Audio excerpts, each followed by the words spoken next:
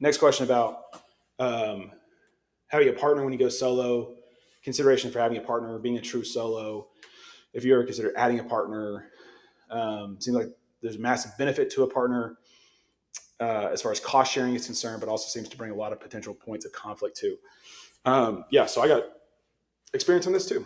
And so I don't necessarily have, I say that, I'm about to say, I don't have any advice for you, but then I'm going to get into this little preachy soapbox, and all of a sudden I will have tons of advice for you. When I first got started, there was a buddy of mine from law school that had also opened up his own shop, and we were putting our heads together. We were trying to find a way, like, how can this work? We're trying to figure it out. We're trying to figure it out, and eventually we just kind of like look up, and we haven't talked to each other in like 3-4 months, right? I would just really, really caution you as far as bringing on a partner. Okay, so like I love him to death. He's doing wonderful things.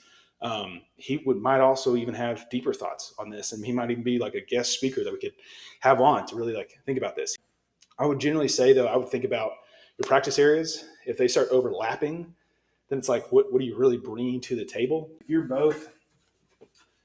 If you're both estate planning attorneys, and this is, um, I have other experience on this too.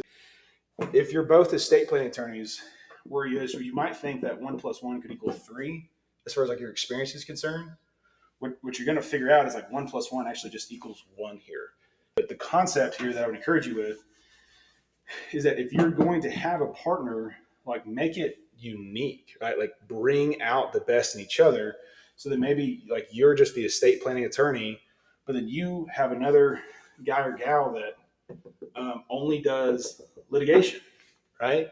Well, great. Like, people have problems, but like, I don't do litigation. I don't want to do that. I don't want to keep up with all that stuff.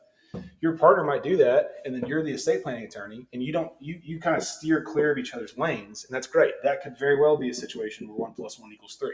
Why do I say that? Well, because to your point, if you're sharing cost, then like, yeah, maybe it makes sense. Like, if you're both hitting away at overhead, then you start bringing in things.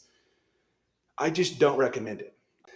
I think a big thing with me is freedom, and like, I don't want to manage people. I don't want to be in a position where I'm kind of bound to someone else.